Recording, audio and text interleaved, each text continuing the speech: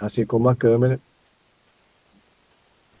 Então, Eduardo, você terá 30 minutos, mais ou menos 5, né? Então, quando chegar aos 25 minutos, eu aviso para você e vai faltar 10 minutos, né? Para você ir finalizando, tudo bem?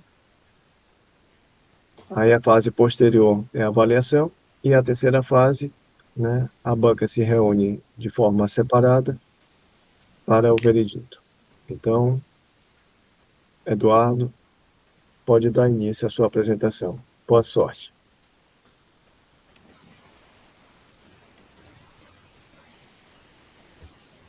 Ok. Bom, boa tarde, eu me chamo Eduardo Katsu, eu sou aluno do curso de Ciências e Tecnologias da UFRN e orientando do professor João Carlos e do professor Paulo Toro, e irei apresentar para vocês meu trabalho de conclusão de curso submetido na modalidade de artigo completo aceito em congresso, intitulado Análise Aerotermodinâmica de um Scramjet a Mach 7 e 22 quilômetros. Aqui um breve índice do que nós iremos tratar nessa apresentação e, pelo título, surge naturalmente uma pergunta. O que é o Scramjet? O termo Scramjet é um acrônimo para a palavra Super Combustion Ramjet, que trata-se de um sistema de propulsão aspirada que atua em velocidade de voo 5 vezes maior que a velocidade do som.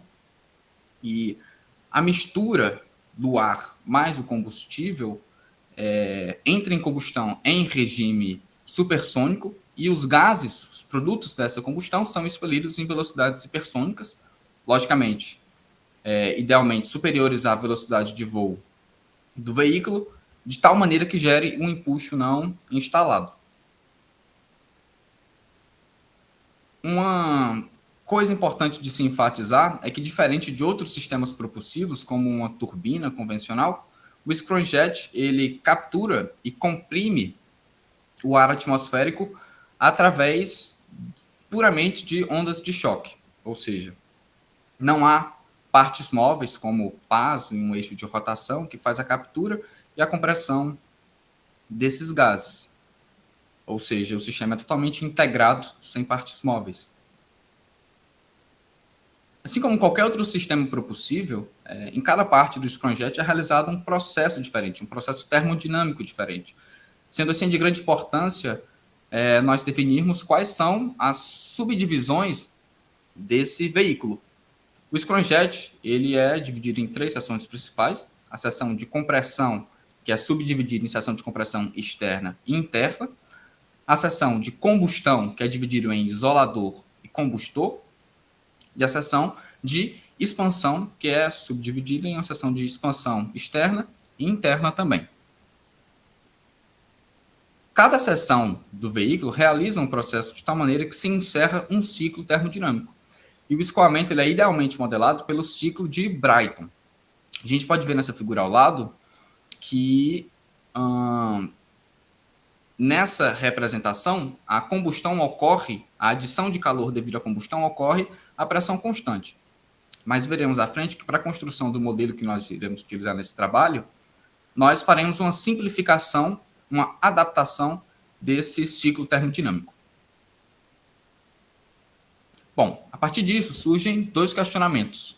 O primeiro: este veículo pode mudar a perspectiva da humanidade quanto a viagens aeroespaciais? E segundo, o que justifica o estudo do scramjet? Para responder essas 2 perguntas, façamos uma idealização de um veículo aeroespacial que possui 3 estágios, onde o scramjet ele é acoplado a um foguete. O primeiro estágio do veículo é um motor foguete que atua do lançamento até atingir o regime hipersônico ideal para o funcionamento correto do scramjet, como sistema propulsivo. Sendo assim, em um segundo momento, o scramjet atua em um intervalo de altitude geométrica de 20 a 60 quilômetros, ainda na atmosfera densa. Por fim, no terceiro estágio, nós temos novamente um motor foguete, que fica responsável por inserir alguma carga útil, como um CubeSat, por exemplo, em órbita. Nessa perspectiva, o Scramjet pode mudar o cenário aeroespacial brasileiro justamente por diminuir o custo e o peso levado para essas viagens, uma vez que nós não precisamos carregar o comburente junto no veículo. O próprio oxigênio atmosférico é utilizado para realizar a combustão. Portanto, isso justifica o estudo do Scramjet. Com o objetivo geral do meu trabalho, nós vamos estudar conceitualmente a aerodinâmica de um veículo hipersônico aspirado, o Scramjet, com a seção de compressão simétrica do tipo misto, ou seja, uma seção de compressão externa e externa, sob velocidade de voo de 2.070 metros por segundo a uma altitude geométrica de 22,3 quilômetros. Para isso, nós iremos estudar as teorias de compressibilidade que regem escoamentos hipersônicos que estão na literatura desde 1950, e que são modelos que se baseiam em mecanismos clássicos de mecânica dos fluidos. São elas a teoria de onda de choque oblíqua, a teoria de Rayleigh, a teoria de Prendt-Meyer e a teoria de razão de área. Como eu disse, em cada seção do veículo, o escoamento sofre um processo diferente.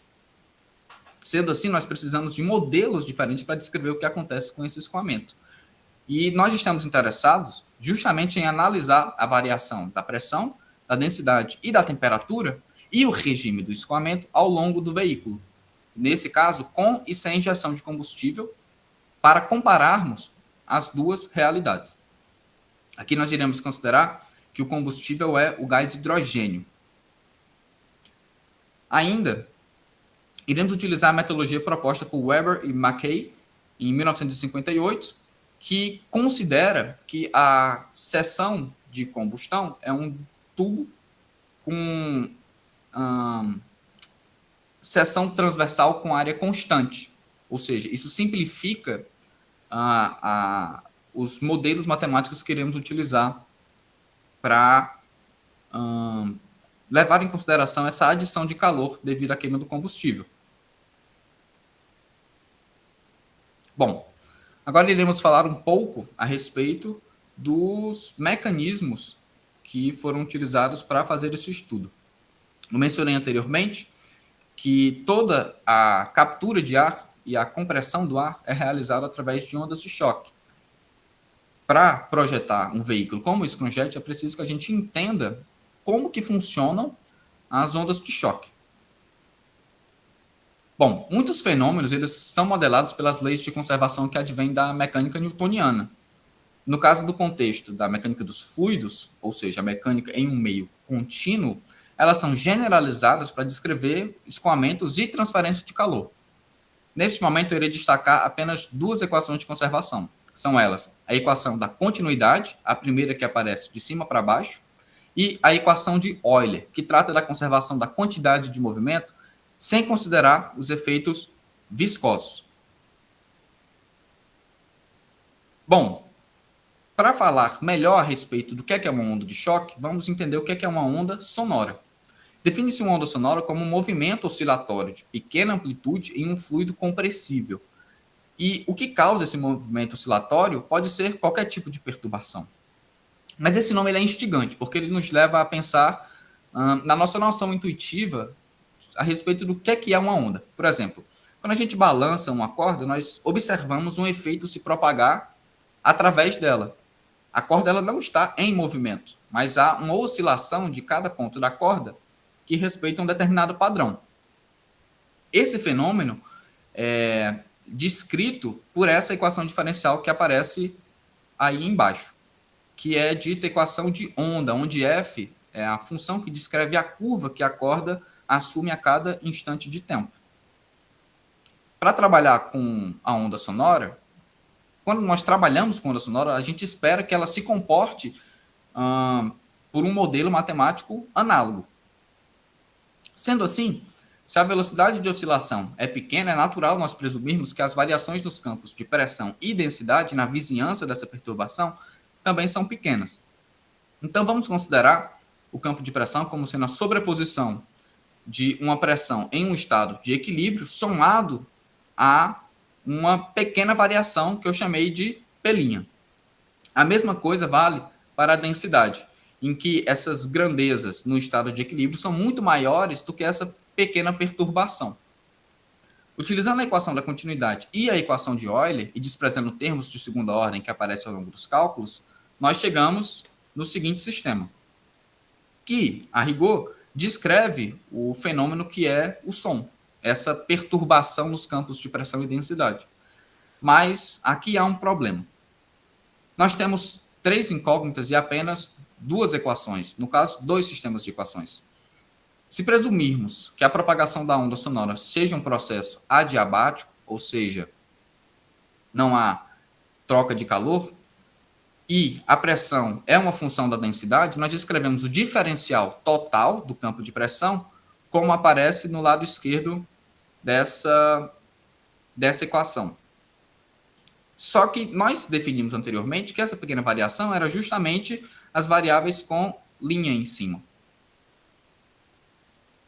E isso nos leva a escrever a equação da continuidade em termos de P' e da velocidade. Ou seja, agora, nosso fenômeno, que é a onda sonora, ele é descrito pelo seguinte sistema de equações. São 2 equações e agora nós temos apenas 2 incógnitas. Se o campo de velocidades for um campo conservativo associado a um potencial escalar, nós deduzimos a seguinte equação de campo, que descreve justamente a propagação dessa pequena perturbação nos campos de pressão e densidade, onde φ é o potencial escalar associado ao campo de velocidades. E essa é justamente a estrutura algébrica da equação de onda. E, convenientemente, esse coeficiente C é definido como sendo a velocidade dessa propagação, como a raiz quadrada dessa taxa de variação de pressão em relação à densidade no estado de equilíbrio, à entropia constante, que nos leva justamente à tão conhecida fórmula para calcular a velocidade do som em um meio considerado gás ideal, a raiz quadrada de gama, a razão de calores específicos, vezes a constante do gás, vezes a temperatura. Alguns outros argumentos nos levam a perceber que a direção dessa propagação é paralela à direção da oscilação da perturbação, que é diferente do que acontece numa corda, por exemplo. Fica fácil observar isso nessa animação. Nós temos uma perturbação acontecendo nesse fluido e essa propagação ela é transmitida por todo o fluido. Se você conseguir fixar os seus olhos em apenas uma partícula, você percebe que ela não está transladando, ela está presa em um movimento oscilatório em uma vizinhança pequena. E justamente essa perturbação gera uma variação nos campos de pressão e no campo de densidade. Bom, isso nos faz questionar uma coisa. O que é que acontece se o fluido se deslocar mais rápido do que a velocidade de propagação dessa perturbação? Bom, a resposta para isso é que as partículas à frente são esmagadas, ou melhor, o escoamento ele colapsa em uma frente descontínua. Surge o que chamamos de onda de choque, como a gente pode ver nessa figura à esquerda. Essas pequenas linhas que aparecem são linhas de descontinuidade nos campos de pressão e densidade do meio. Então, um objeto que se desloca em um meio causa uma perturbação. Ok. Quando sua velocidade é superior à velocidade do som, os efeitos da perturbação não possuem tempo de se deslocar em relação ao corpo em movimento. E isso gera uma frente de descontinuidade, como eu falei. Fica evidente no seguinte vídeo. Observem o seguinte. Isso é um avião que está se movendo a velocidades maiores do que a velocidade do som. E quando ele está vindo, nós percebemos a formação de ondas de choque, visível, mas nós não escutamos nada. Uma vez que ele passa do referencial, ou seja, a pessoa que está gravando, o ruído é enorme. Justamente porque os efeitos chegam até o referencial antes do avião alcançar o efeito.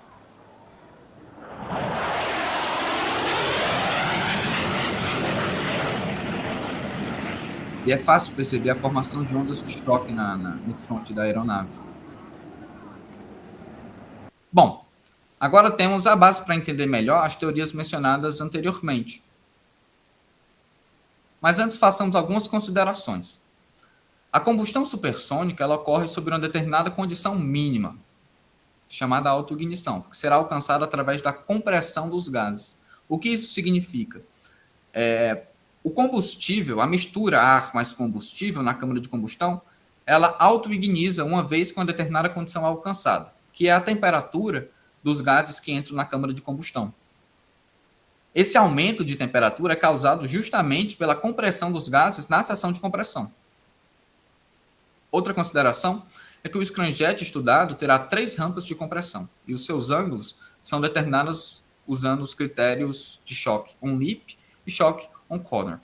O critério de choque on-lip traduz a convergência das ondas de choque oblíquos que incidem no veículo no bordo de ataque da carenagem. E o critério de choque on-corner remete à convergência da onda de choque que reflete nessa carenagem até o início da seção de combustão. Como projetista, nós devemos especificar a velocidade, ou seja, o número de Mach, dos produtos da combustão na saída da câmara da combustão.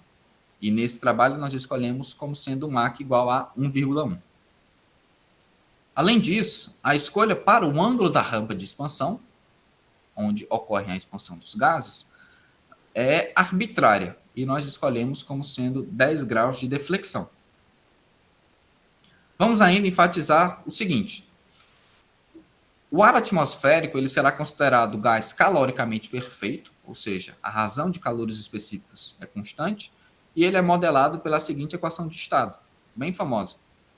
Nós não iremos considerar os efeitos viscosos, portanto, não há formação de camada limite, e o escoamento será considerado unidimensional, considerando a linha de corrente.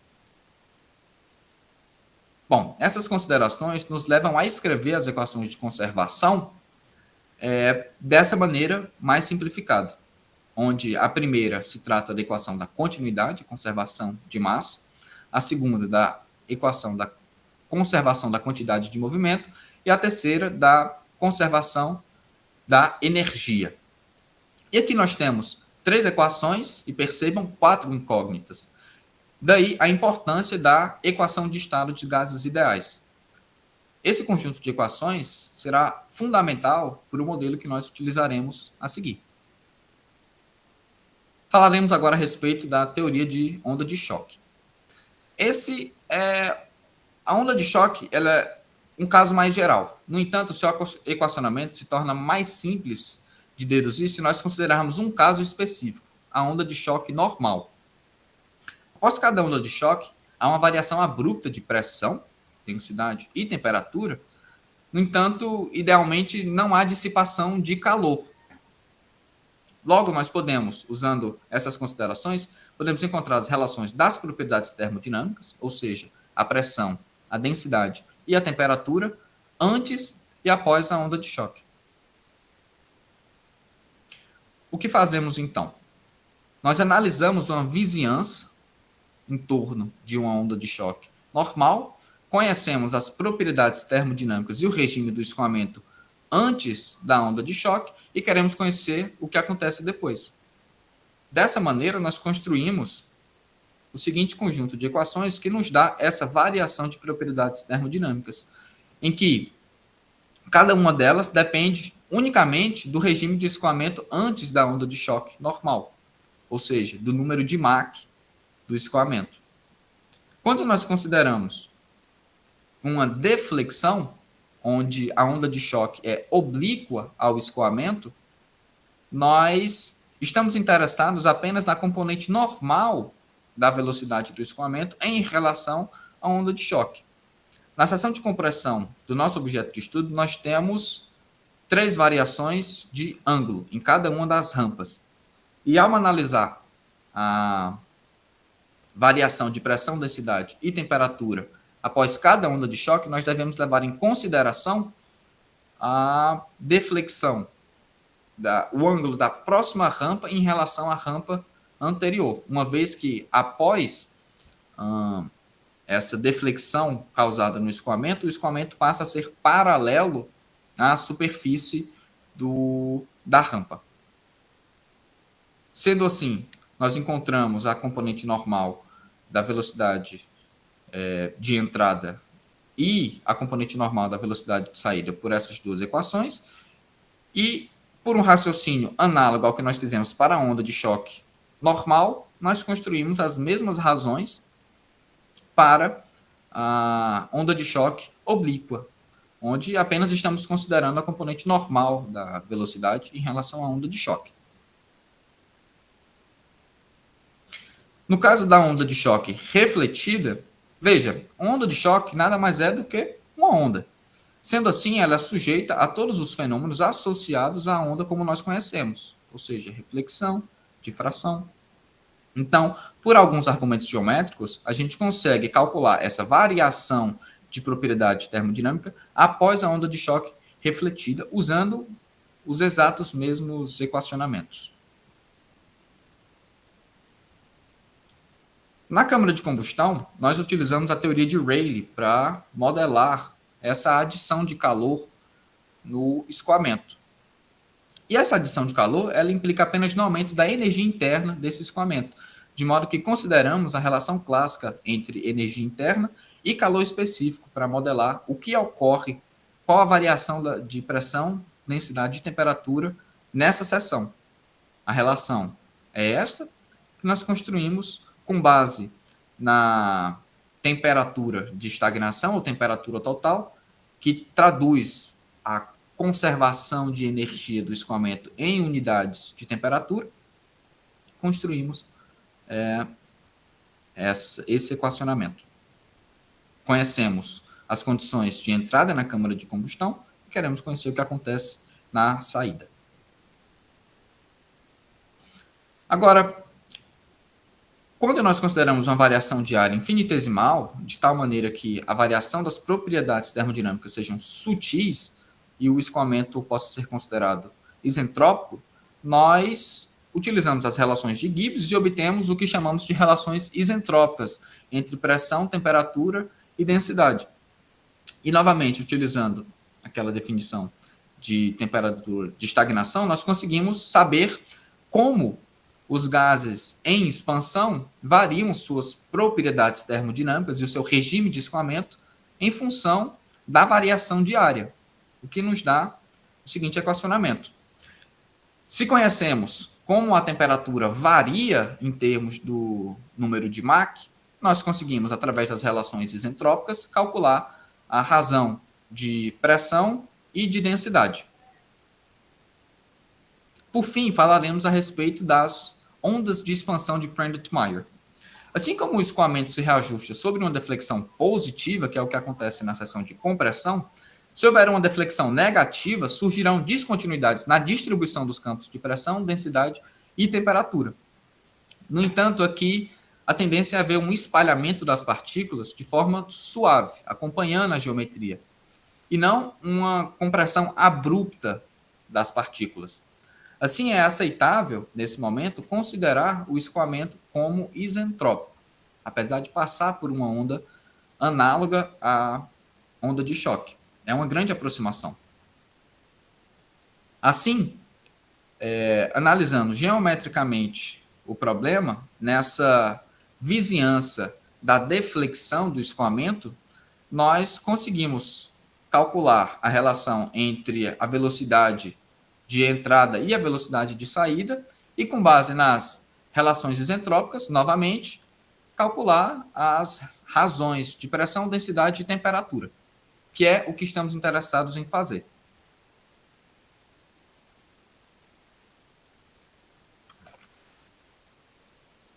Agora que já sabemos um pouco melhor a respeito da metodologia do trabalho, vamos analisar os resultados que obtemos e ver se o Scramjet é capaz de gerar empuxo não instalado e ser um sistema propulsível eficiente. Inicialmente, nós analisamos a condição de contorno do escoamento ao redor do veículo, ou seja, quais são as condições do ar atmosférico na altitude geométrica de 22,3 quilômetros. Nós sabemos a pressão, a temperatura e a massa específica, ou seja, a densidade do ar no bordo de ataque do veículo. E aqui daremos destaque à velocidade do som. Por quê? Porque uma vez que sabemos a velocidade do som e a velocidade de deslocamento do veículo, nós sabemos em qual regime o escoamento está no início no bordo de ataque do veículo. Ou seja, o número de Mach associado a esse escoamento é aproximadamente 7, na velocidade de 2.070 metros por segundo. Eduardo, você tem mais 10 minutos. Ok. Associado a esse escoamento, nessa altitude, nós conseguimos ver que a temperatura total, ou seja, a quantidade de energia escrito em unidades de temperatura, é de aproximadamente 2.350 Kelvin. E essa quantidade deve se conservar ao longo de todo o veículo até que haja a adição de calor no sistema. Havia comentado anteriormente que para que haja a autoignição do combustível, da mistura ar mais combustível, nós precisamos atingir uma determinada temperatura mínima para que o gás hidrogênio ignize. Assim, a temperatura que nós encontramos foi de 1070 Kelvin aproximadamente, uma vez que a temperatura de ignição do gás hidrogênio é de 845,15 Kelvin. Ou seja, o ar atmosférico chega a uma temperatura de aproximadamente 1070 Kelvin, se mistura com o combustível, que tem uma temperatura de ignição de 845 Kelvin aproximadamente, e quando os dois entram em equilíbrio químico, nós temos a combustão. A combustão ocorre. Mas para que essa temperatura do escoamento seja atingida, o escoamento deve ser freado até o número de Mach de 2,44. E essa desaceleração é feita justamente pelas ondas de choque. Com base nisso, nós projetamos a seção de compressão de tal maneira que essa condição seja que a gente consiga alcançar essas condições. Aqui, θ trata-se do ângulo de cada rampa da seção de compressão e beta trata-se do ângulo da onda de choque que converge para a carenagem do veículo.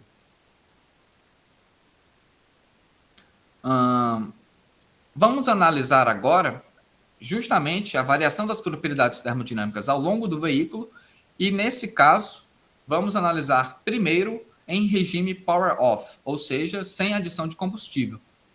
Percebam que na compressão, na seção de compressão, todas as razões de propriedades termodinâmicas possuem o mesmo valor. E isso se justifica pela hipótese de que a onda de choque, cada onda de choque na intersecção entre cada rampa, possui a mesma intensidade. Além disso, na câmara de combustão, não há variação de nenhuma propriedade termodinâmica e nem do regime de escoamento, justamente porque não estamos considerando aqui a adição de calor. Isso implica em uma velocidade de exaustão menor do que a velocidade de voo do veículo, que gera arrasto. Por outro lado, quando consideramos a adição de combustível, nós temos, óbvio, na seção de compressão nada muda, todas as razões são as mesmas. No entanto, na saída da câmara de combustão, há um aumento notório nas propriedades termodinâmicas.